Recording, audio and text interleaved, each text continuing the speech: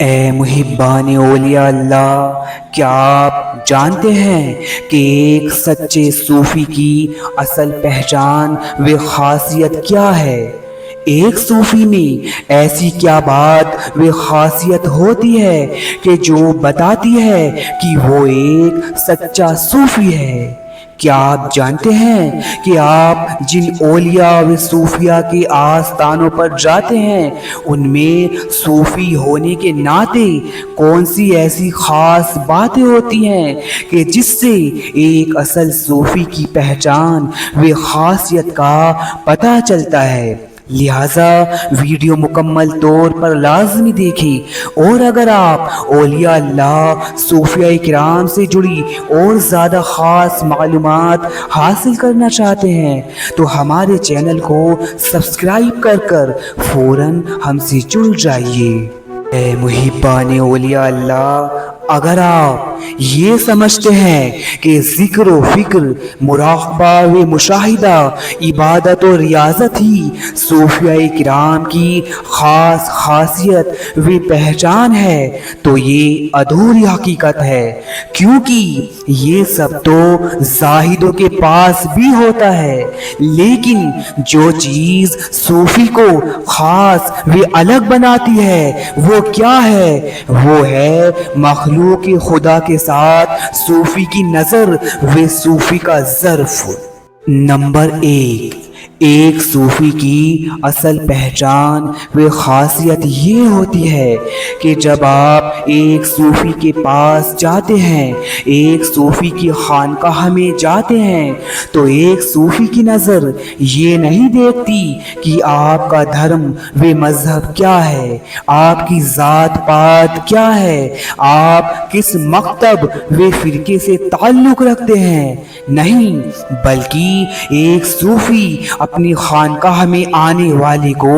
اس نظر سے دیکھتا ہے کہ یہ آنے والا شخص بندہ خدا ہے، یہ میرا مہمان ہے، اور خود کو ان کا میزبان سمجھتا ہے، اور محبت و شفقت سے پیش آتا ہے، اور کرم نوازی فرماتا ہے، اور یہ ایک صوفی کی پہچان و خاصیت ہے۔ نمبر 2، اور اس کے علاوہ صوفی کی ایک پہچان و خاصیت یہ ہے کہ ستیہ کی کھوج میں، حق کی تلاش میں نکلا کوئی بھی شخص، چاہے کسی بھی دھرم و مذہب کا شخص ہو، وہ شخص جہاں اپنے مقصد، اپنے درشٹی کون، اپنے پرپس کو پاتا ہے، وہ ذات ایک صوفی کی ذات ہے، کیونکہ صوفی فرقہ واریت و تفریق سے اوپر ہے اور حق کا مرکز ہے۔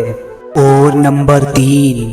تو اے محبان اولیاء اللہ، ایک صوفی کی اصل پہچان و خاصیت یہ بھی ہے کہ صوفی کا دل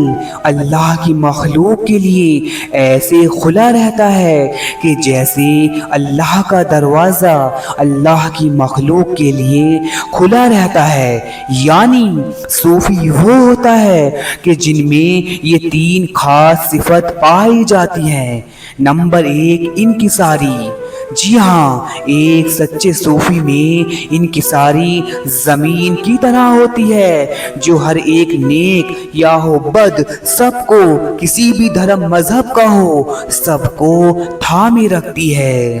اور نمبر 2، سخاوت۔ ایک سچے صوفی میں سخاوت سورج کی طرح ہوتی ہے جو بنا تفریق، بنا بھید بھاؤ کے سب کے لیے روشنی کرتا ہے۔ اور اس کے علاوہ ایک سچے صوفی کی تیسری صفت ہوتی ہے شفقت۔ ایک سچے صوفی میں شفقت بارش و دریا کی طرح ہوتی ہے کہ جو ہر ایک پر برستی ہے، چاہے وہ پیڑ ہو، پتھر ہو یا انسان، اور دریا ہر ایک کی پیاس بجھاتی ہے، ہر ایک کے لیے بہتی ہے، اور اسی طرح صوفی کی شفقت بھی سبھی کے لیے نہیں ہوتی ہے۔ تو اے محبان اولیاء اللہ، یہی وہ خاصیتیں ہیں جو ایک شخص کو سچا صوفی بناتی ہیں، اور یہ باکمال نظر اور یہ باکمال ظرف اسی کو عطا ہوتا ہے کہ جس کا تعلق ذات الہی سے مستحکم ہو جاتا ہے۔ اگر آپ اس عنوان پر مزید جانکاری چاہتے ہیں کہ جو کچھ میں نے آپ کو بتایا وہ پریکٹیکلی کیسے ہو سکتا ہے، حقیقت کیسے ہو سکتا ہے، تو اس پر بھی قرآن کی روشنی